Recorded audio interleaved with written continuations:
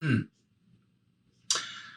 title of today is The Conflict is You. The conflict is you.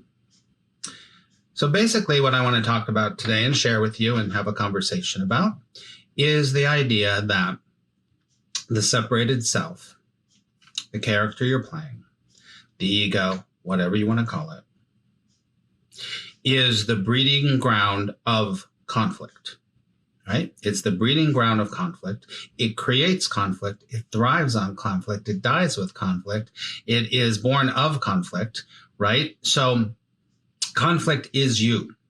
So in other words, as the character walks through life, it is consistently and always in conflict, some way or another. And you can say that it is the definition of duality. The duality only lives within the separated self. The idea that there is a separated self is duality, right? So there isn't really a separated self. But we're going to talk about a separated self, even though there isn't really a separated self. So everyone walks around this world. Every character, every separated self walks around this world in the illusion, trying to go from this to that, going from here to there, trying to fix this, fix that, do all of that stuff, right? So when we live in conflict all the time, first of all, why do you think that so many of the separated selves that are walking around the world are living in anxiety and depression and all that stuff? First of all, I do want to say this, is that our modern age is really incredible. We're so, even though there's no time, we're so blessed to be here because now we have names for it. Now we can say, oh, that is this, and this is this, and this is what's going on. This is depression, this is anxiety, this is OCD, this is autism, whatever happens to be. There is a rise in all of this stuff. And one of the reasons that I believe, it doesn't matter, you can believe it or not, I believe is that the separated self is starting to wake up to itself, right? So if there's no one here, there's only one. So oneness is beginning to wake up to itself. Right. So who knows? And then that could be another story and that doesn't matter. But what is within is without. So within, so without. Right. So all of this internal conflict that you walk around with, that your character walks around with, is reflected in the world. Look at the world. Now, all throughout time, there's always been conflict. There's no doubt about it. Of course, there's always been conflict. Of course. And all we have to do is read your history to understand that there's always been conflict. Now, it's an interesting thing to see that now that the internet has brought us all close together, we see the conflict quicker, faster, and more intensely, right? So this conflict that's going on in the world, look what's happening in Paris, look what's happening in this country, in the US, look what's happening all over the world, is that there is old systems are dying and something new is coming. It is in the process of coming, of course, and it is in the process of becoming something new, right? So that is, when you look at war that's going on, you look at the political situation, then you look at people, individuals' lives, there is a match there. There's a match there. There's something that's going on that's saying, wait a second, hold on a second, this pulling apart isn't working. And at some point, it's like pulling, it's like stretching a piece of rubber or a piece of gum, and then you stretch it until it can't stretch anymore and it breaks, right? So we're in the stretching point. That's what I believe. I don't even want to say that, but I just want to say that. So, but the conflict is you, right? The conflict is not even real anyway. And so what we kind of point to here and address here or look at here is the place where there is no conflict. Now, the place where there is no conflict is not you, is not the character of you. Because the character of you is always going to be in conflict. You're old, you're young, you're pretty, you're ugly, you're smart, it's all duality, right? So what we're pointing to here, what we're speaking at actually is this other, and it's not a state. It's definitely not a state. It's a truth that's so right clearly in front of us that we can't even see it. The nose in front of our face. That's the thing. It's like the nose in front of your face. You can't, like, how, well, I can see my nose by looking there, right? But I can't see it. Well, I can kind of see it if I go like that. I can kind of see it, but it's so close you can't even see it. This is what we're pointing at when you understand that duality is the individual. Conflict is the individual, right? And there is no individual. There is only one of us here. There's only one here. What happening? There's only one happening. And that can be incredibly lofty to the separated self. It can be very distant to the separated self. It can be really scary to the separated self. It can be all those things to the separated self, and that's okay. And so we want to talk about that internal conflict and that duality that lives within us, because you look around and you can see it everywhere, and you can see it everywhere, right? So take a deep breath.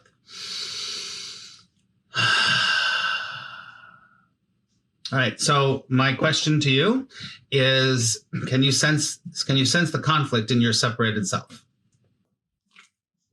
Carol says, the goal of conflict and attack became very visceral for me in lesson 180, halfway. It's an important milestone. All the time, definitely. Well, I want to look at lesson 180. Oh, what's lesson 180? She's speaking of A Course in Miracles, just so you all know. Where's lesson 180? Okay, hold on. Oh my God, 182 is one of my favorites.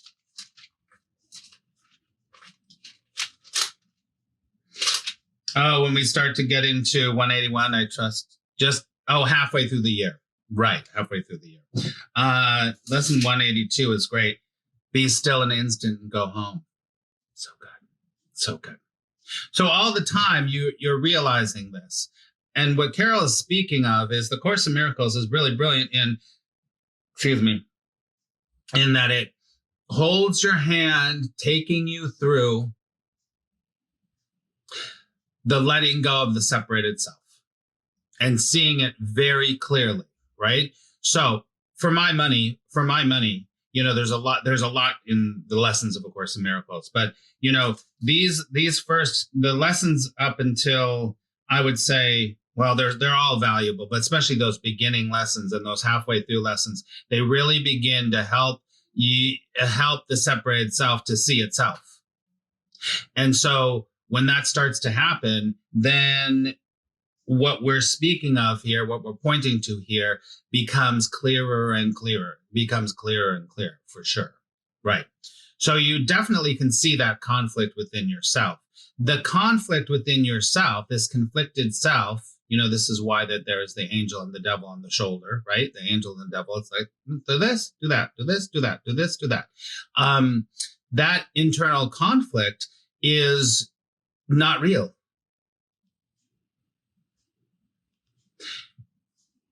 I just thought of this. I've worked with hundreds and hundreds of people, and some people, it's very easy for them to make a decision. They just go, yeah, doing that. And some people have a very, very difficult time making decisions that are hard. They have a hard time making decisions. And then there's everyone in between. That's mostly like some decisions are easier and some decisions are harder, right?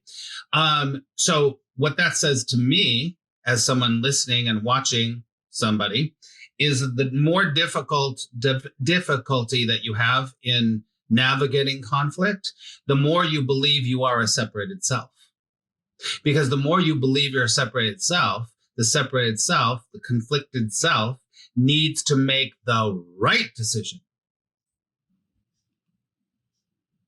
If there's not such a grip on the separated self, every decision's the right decision, and it doesn't matter if you go, if you stay, if you take the job, if you don't take the job, if you Go on the roller coaster or not go on the roller coaster. I don't know what it is.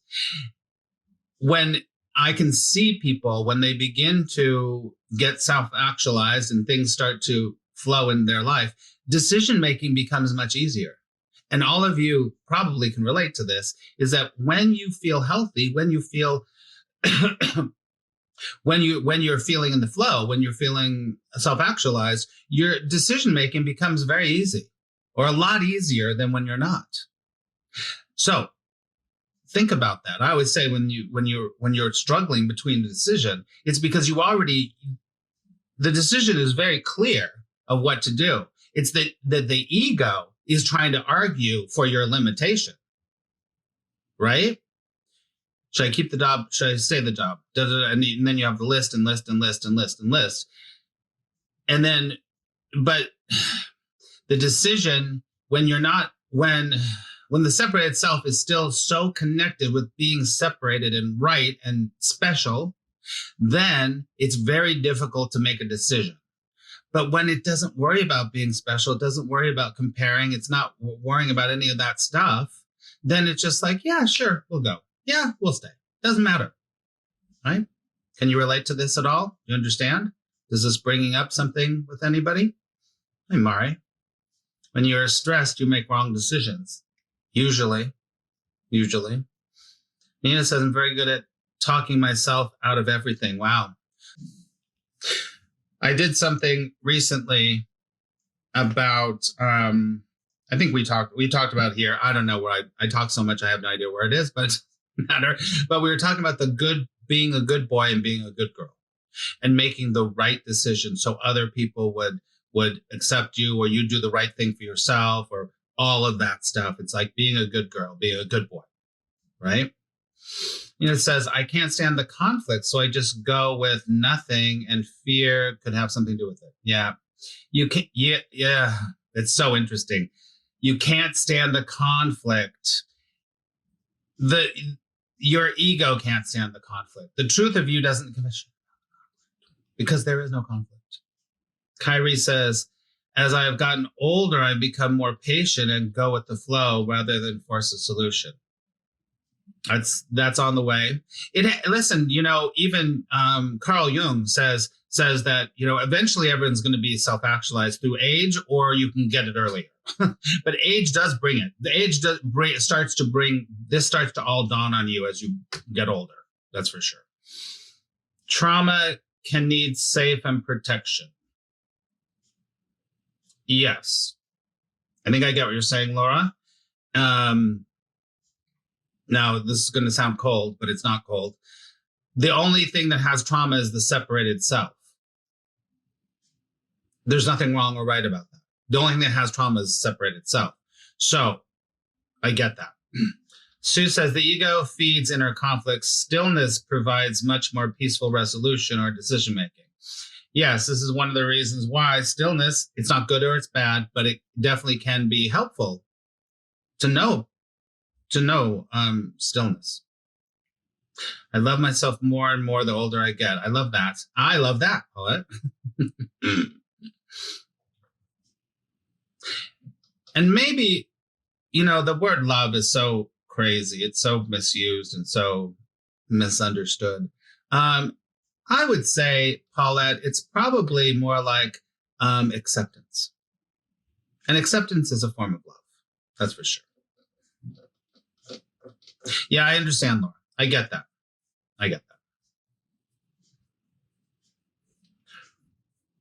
From what we're talking about here, it's going to sound cold again, but it's not cold. Nothing's right or wrong. And it's not cold, it's not hot, is that the ego can use anything to keep itself alive. So trauma is a really good thing for the ego to keep itself alive.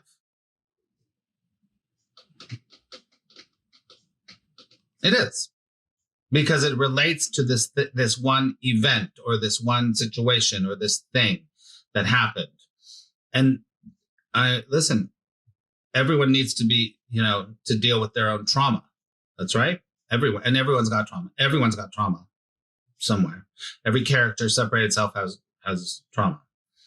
Right, for sure. Yeah. So just the point of having this conversation here is to, well, there's no point. There's no point.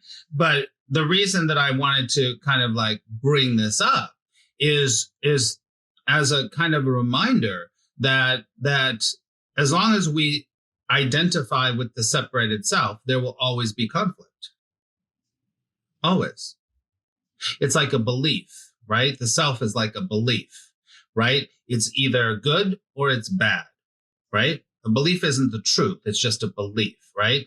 So just to sit with that, there's nothing to glean from that, but ruminate on that. And as long as there is an identification with the separated self, there will always be conflict. That's all, right? Laura says, but if I say I love myself, who am I loving? That's a good question. I don't know. Last night in our conversation, we were talking about who am I, which is something that's always taught in spirituality. Who am I? Now, Laura, this comes back to what you said. Maybe the question is, what am I? Because if you're just doing who am I, if I say love myself, who am I loving? What am I loving?